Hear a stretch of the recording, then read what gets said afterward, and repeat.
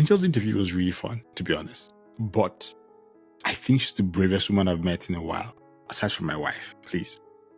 Yeah, my wife is the bravest woman. But Angel is really brave, shy, sheltered, and then she decides to move to Australia of all places from Nigeria. Like, traveling to Australia from Nigeria is give or take at least a 2-day flight, I believe, or 3 days. Like, it is that far. So when you move there, you literally move away from everyone. And then, that's where she picked to go to. Like, let's listen to her story. Like, it was, I just couldn't stop laughing at her. In a good way, of course. Enjoy.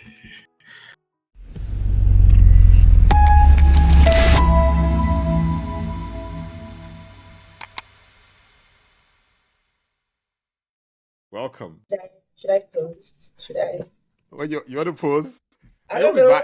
It'll be bad if you post something, just like, you go like, hi, hey everyone, I'm on the Newcomers podcast. Welcome. Thank you for doing this. What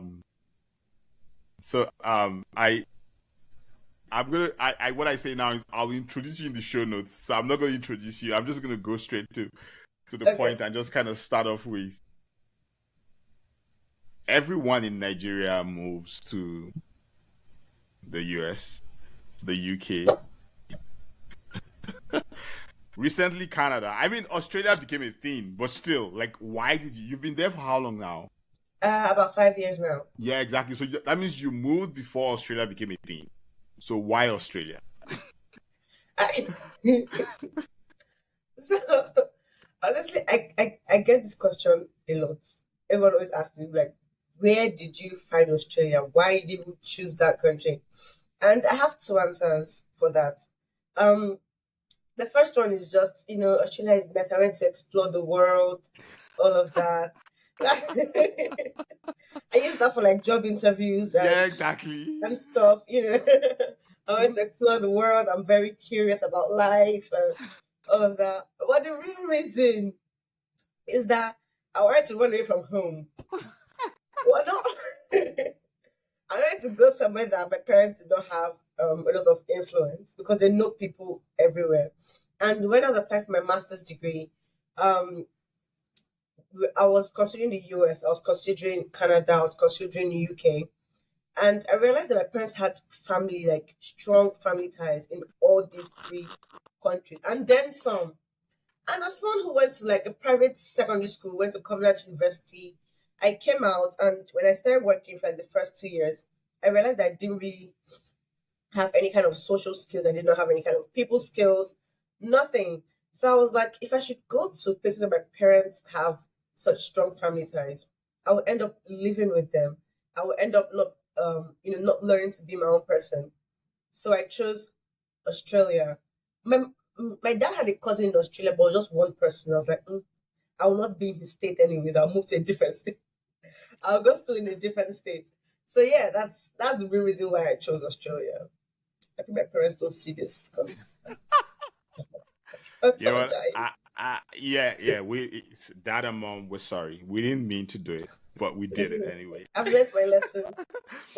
Wait, okay, now, when you say you've learned your lesson, like, do you regret it at all? I think no, because I did get what I wanted out of moving far from home. I'm now very independent. I have amazing people skills. I can navigate the world on my own, and I feel like these are things that I wouldn't have learned in time if I had still stayed, with my parents or with my parents' siblings and things like that, because I was very dependent on them. Like, they would pay for everything. I love them. They paid for everything. They never let me stress once, But coming here, I was forced to learn how to do things myself, learn how to look for opportunities, learn how to handle my own money. Took lots of mistakes, debts and all of that. But eventually I learned how to live on my own, how to read people, look for, good friends. Because then, again, my parents are very strict. You can't be friends with this person. You can't be friends with this person.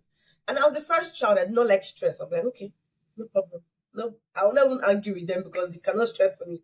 So now I was like, they weren't here to, tell me no, yes, no. So I had to like Yeah. learn how to figure this out by myself. So in that sense, it was a success and I don't regret it. I think I did not realize how far Australia was from home. I would say that is my only regret because it is very far. Like it is very far from Nigeria. So that would probably be my only regrets from coming here. Have your parents ever visited? No. I told so last year I went home and I was asking, like, would you guys come and visit me? My dad was open to the idea. My mom looked at me and she was like, no. That why would she fly for 3 days? I mean, take a 3-day journey just to come for 1 week. Now, no, she's fine.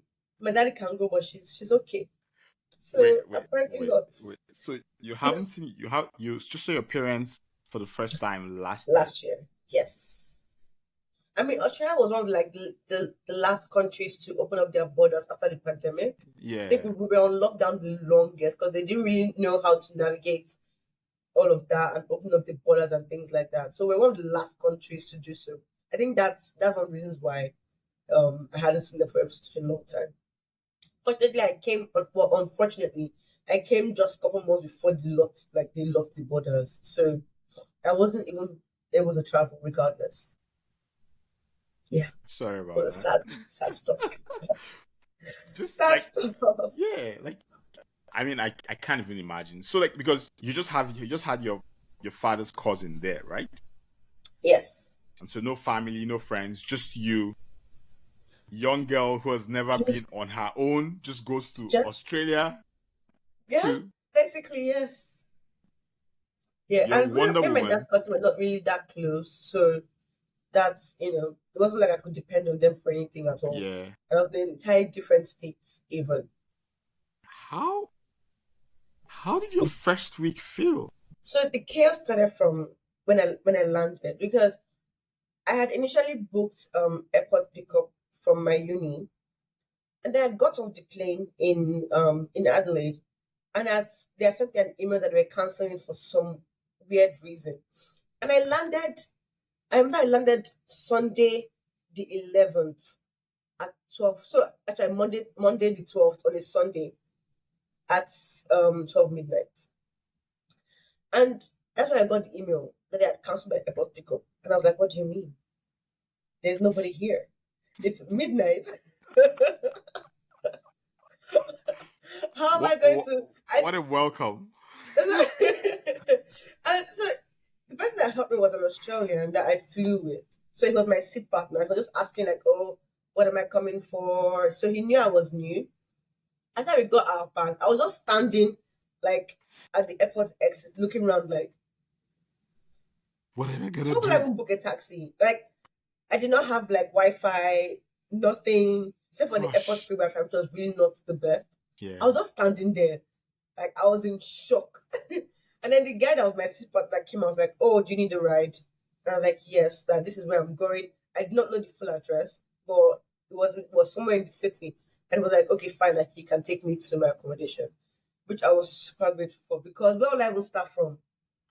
So he dropped me off and got me settled in, made sure that I was okay before he went back to where he was going to. So every day I thank God for this random person that I met um on the airplane that sat beside me because if it was someone else, they wouldn't have even remembered that I was there. Or even thought to ask because I could not ask. Well, I was too shy to ask anybody. And the way the airports are here, by like 12 midnight, you hardly see any airport staff. There's nobody in there, like in the airports. So I would have slept on the floor because Damn. there's no way I wouldn't even know how to leave the airport. So after that, the next day I had to run to uni to check in because they also sent me another email that they were going to cancel my enrollment if I did not come in by Monday the 12th because my visa was like 3 weeks late, 3 4 weeks late. So I came in very late for uni, and they already like giving me like 3 weeks to come in and register and all of that. So I basically got there that same day that they're going to cancel all of my stuff. I even got lost. So I remember that morning, I got lost. You know what I can't get over, to be honest, is shy, protected young lady runs away from home. Sorry, mom and dad again.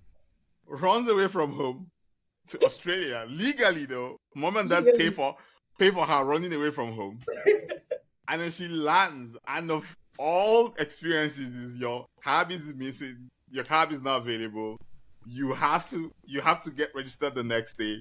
Like that is such a like you went straight into it. Like you got your wish right from the minute. Like the universe was answering you. There was no rest period to like look at the city and learn where your uni is. I was winging it from the very next day. So I got lost trying to find my uni but I think the thing that saved me was I was very strategic with where I booked my accommodation, because I used the map, so I saw where my school was. I literally booked the closest one to the school. Okay. So I was like, I was at least confident that even if I did not have like my Google Maps working, I know that it is somewhere in my line of sight when I come out of my accommodation. So all I do is find the school logo. Luckily or unluckily, there were like 3 school logos. So I had to go to each different building looking for which one was my department. Found it eventually. They had already cancelled my enrollment, but I got there and they're like, okay, they would reissue it again since I was already there. So I think that was good. I started classes that very day, even. What the? From admin straight to class. It was hectic. It was very hectic. You know, it's interesting how the universe answers us sometimes, because that's some answer the universe gave you. I want to be independent. Universe goes like, okay, you're gonna be independent. Don't worry. Don't worry. You know, just curious. What did you think the country was going to be like before you moved, and what was it like for you? So, I mean, I had done like a ton of research before coming, so I wasn't walking in blind. But I think I was expecting less buildings. I was expecting more animals because everyone associates Australia with the animals. I was expecting more animals, and I think I was expecting a little bit more hostility, or I was just preparing myself for for that, because that's what I'd seen like in movies, what I'd done seen online as well. So I was expecting more of that, but coming here again, the people are very different. They are very friendly. They are very nice.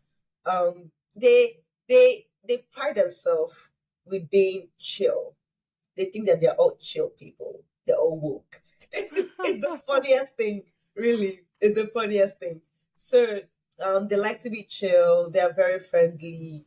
Like I said, sometimes it's very surface level friendliness. Sometimes because they all grew up together. They don't really travel out or leave the country much, so they all know each other. Like went to school together, work in the same companies together.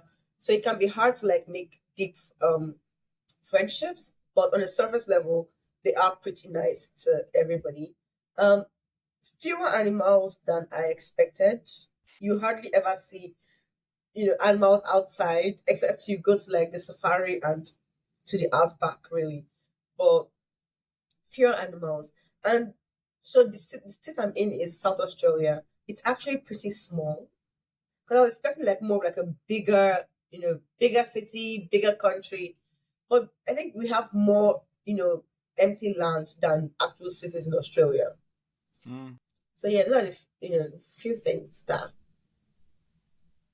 shocked me, really. Mm.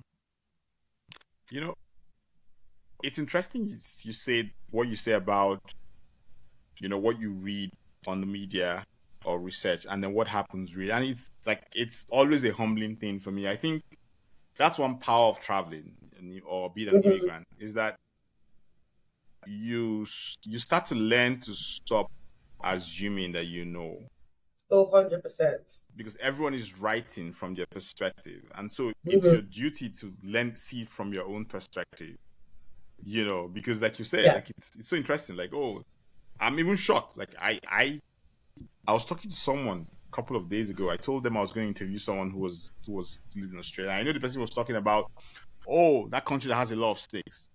You know that you see snakes inside people's toilets. Like that's and I maybe some people have seen snakes in their toilets, but then people take that one thing and use that to paint a brush across the whole city or the whole country. Yeah. And so, seeing how you kind of went into the deep end straight away and started swimming with the sharks. Like, so what was like the first month? Like what? How was it just settling in general? Like, so again, settling in was hard for me. And even I think up until last year or a year and a half ago, I was still settling in. Like for me, because I think for like the first 3 months, I think I was crying every day. I was crying. I was every night, like I literally cry myself to sleep because it was cold when I got there. Home was so far away. I was stressed out. I did not find many black people. So I was panicky. I was very anxious the first 3 months. And also because I had to get a job. So there are a lot of things that I didn't really consider. I mean, I considered them, but it's very different from like putting that on paper, just writing down like, oh, I have to get a job, I have to get this, I have to get that. You don't know how hard it is actually just walking into a new country where everyone looks different from you. They have their own culture, they have their own processes, and then trying to like settle in. It took me a longer time because I didn't know anyone. I didn't have anyone guiding me. I didn't have anybody telling me, okay, you should do this first, then do this, then do this. So everything I was doing, I was figuring it out by myself. Right. So I had to figure out where the shops were. It's not even the easy part. Finding the shops, what shops to buy from, what shops to avoid, where to go. So it took me a good while to settle in. It took me a very good while to settle in. I was very anxious the entire time. I didn't think it was going to be as hard as it was, but it was difficult for me to settle in properly. It was a bit difficult. I want to pity you. Like, I want to be empathetic. But I can't just stop laughing at you. Too serious. Because wait, you said I want to run away from home. You said to the universe, I want to learn to stand on my 2 feet. And the universe goes like Angel, you are going to stand on your 2 feet. It took me, like, it gave me the hardest level. Like, okay, let's do that. Far from home, you can't even say you want to go back because you cannot. So let's go. But I mean, like, it was hard, but again, it forced me to step up. Yep. Yeah. I knew that I couldn't depend on my parents for, sending pocket money, all of that. So I was forced to like, step up. I remember I think after like the first 6 months and getting a job was hard. People weren't really hiring. I mean, I did so many, I've done so many jobs. I remember I don't know if you guys have that in Canada, people that hand out like stuff in the middle of like the shopping center and yeah, I think they have people like that here. So I did that. I was terrible at it. Like, and again, I think with that job you get paid on commission. You have to get people like signed up. I had no skills. I was very shy. I don't know why I even got that job in the first place. No, why did you apply for it in the first place? I don't know. I don't look. I was applying for anything and everything. Yeah. And I did not last long. I made great friends, but I did not last long because I was not making any money from it at all. And like I was spending days outside, nothing. Horrible experience. Terrible experience. So, but again, it forced me to like learn stuff. So when COVID happened, people were mostly hiring, Australians first, which again I understand. You take care of your own. I learned how to make hair on YouTube. Because I remember I had only $5 in my account. I needed to pay rent. I needed to eat. I was stressed. I was crying. And I was like, you know what? Let's learn something. It can't be that hard to learn how to make hair. It can't be. I remember asking my friend in Nigeria to even buy me like the mannequin head to practice because I could not afford to buy anything. So he bought it from me, sent it to me, and I started practicing, and then I started making, money for myself. So yeah, I feel like that wouldn't have happened if, I wasn't forced to, or I wasn't pushed into that situation where it's either sink or swim, and you have to survive eventually. So yeah, a lot of things that I have done now or that I have learned now would have happened if I wasn't forced to. If I wasn't forced to learn it, I guess. Pity me now. Just pity me small. Okay, It was yeah. tough. I'm being empathetic right now. Thank I you. am. Thank Yeah, you. Yeah, I know. Thank you. I'm It's so tough. It's tough sorry. out there. It's tough. Yeah, it's tough. But you're doing well now. You're doing well now. Just thinking about the fact that you were you were not the average Nigerian. Thinking about how you talked about your home, Yeah. so that means you didn't have some of the known Nigerian traits, being very aggressive about things sometimes. Just just curious, like how did you manage, the cultural differences, between being a special kind of Nigerian and now living in Australia? Cultural differences like how the So culture is in yeah, Australia. exactly. Yeah. So the cultural nuances. So like you talk about the fact that they there's their conversation at surface level. Yeah. You don't cut across that part. There's all there are things like how people talk or things people Oh say. gosh. Yeah, Yes. those sort of things Yeah. like So I think for me it was one of the biggest hurdles, right, was learning how to make small talk. mm, I did not know how to be. I think Nigerians in general don't really enjoy small talk because why yes, are we you wasting don't. my time? Like, get to the point. But coming here, you have to make that small talk. You will make it. I need to last like 30 minutes of small talk. And at some point, you're like, what else can we talk about? When you've been looking around looking for ideas. So I had to learn how to make small talk because they are very chatty people in Australia. They like to talk about everything. Um, when I was working in retail, like your version of Walmart, I was working at Woolies, and I was working like in the service checkout. You will get a random person just talking about their entire life history, and you have to learn how to like listen and respond for things that you don't know anything about or don't even care about, but you must listen and respond. If not, you're considered rude, or people wouldn't really want to associate with you anymore. So I had to learn how to like make small talk and enjoy it, and even like keep the conversation going. Then also with the way I speak, I remember in uni, I think one of my very first class, the professor did want to give me like an assignment to do because he had to do with presentation because he didn't know that I could speak English. And I was like, I can speak English. English is my first language. And he was shocked. Like he was genuinely shocked. He did not know that I could speak English at all. And I think that's when it dawned on me that a lot of people here don't really know anything outside of their own like sphere. So for them, I was also new. While Yes. I was thinking that I was like everyone else is new to me, for them, I was also new. So I think that helped me to have like a bit of empathy with not getting too frustrated with them or getting angry all the time that they can't understand what I'm saying. Because again, the same way they're new, I'm also new to them. The way I speak is new to them. So it did Yeah. help me to empathize more and be more patient. So rather than like getting angry or frustrated, I would like slow down what I'm saying, or I would like just, I'll repeat myself over and over again. And it helped again. I became more patient with them, and it helped me in general to stop being angry or frustrated, which really helped as well.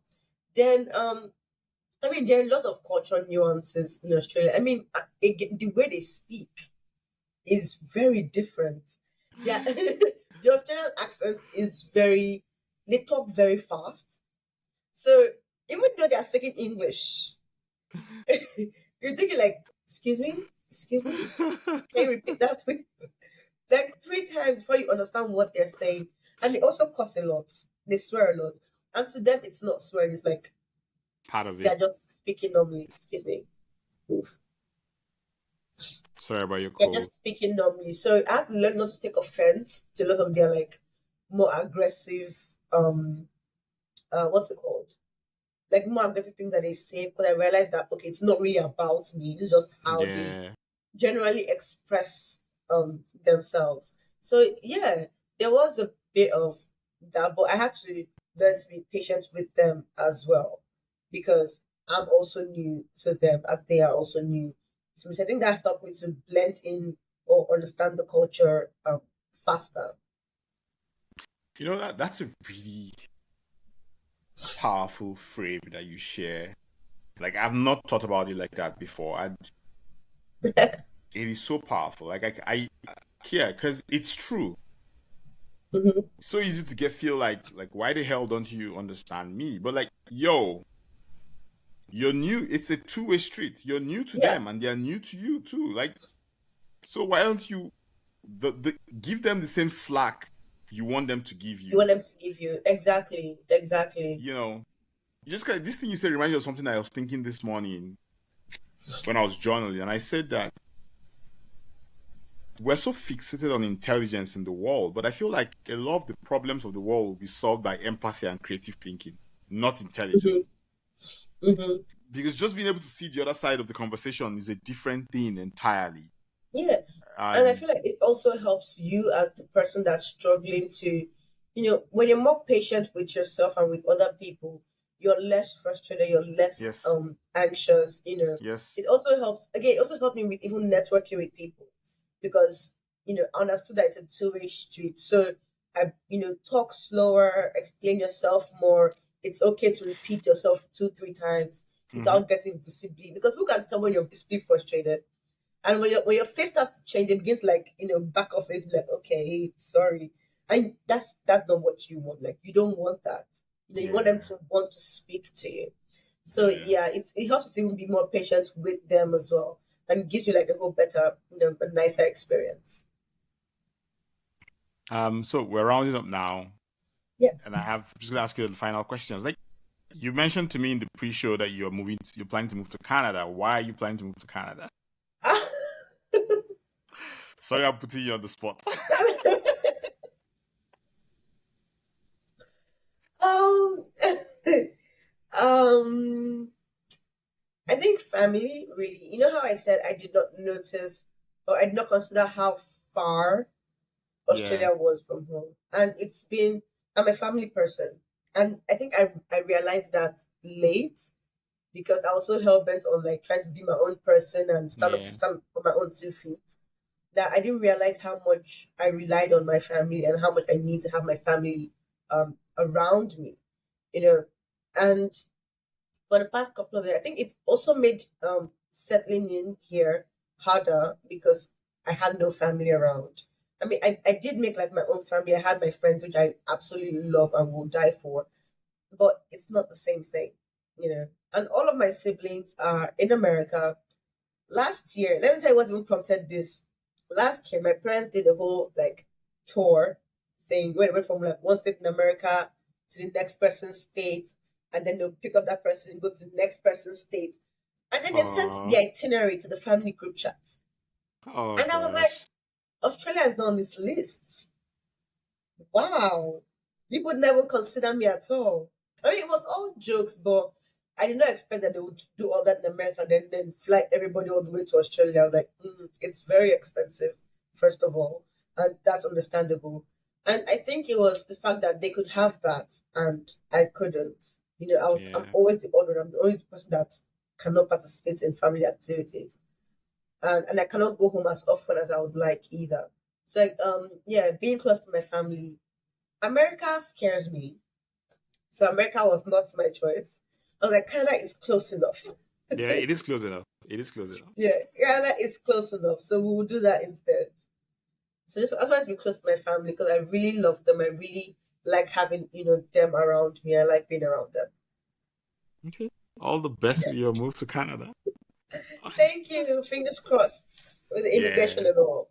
fingers crossed. So my last question for you is, if you're landing in Australia today, with all you've learned so far while in Australia, like what are the few things you would do to set yourself up for success? So the first thing I would do is find the Nigerian community because I'm currently the secretary of Nigerian Association in South Australia, and I did not know how many Nigerians we had until I became involved in the community, and I realized, oh, there's actually a lot. Like there's people that have been here for like 20 years, 30 years. They have businesses, houses, investments. They are doctors, lawyers, and I thought we were new, but we are not really like at all. We are not new. So I think I would first find a Nigerian community or an association or something, and I will start there. Excuse me. And I will start there because they have, you need information, especially if you're new, if you're just coming to a place. You don't have to do it all by yourself. I would not recommend. There are people who have done it before, who know what to do, who know what not to do. Go and find them and get information from them. It will make settling in easier. It will make your entire experience easier, and to also make you feel less lonely because it's a community of people that look like you, talk like you, have very similar experiences. So I would first of all find a community. If I was coming through school, I will also get involved in like a school club or something. Just again, it helps to immerse you in the culture quickly.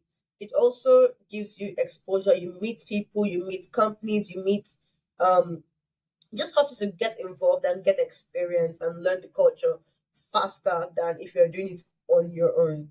I think these are like the first two things that I would advise anyone to do.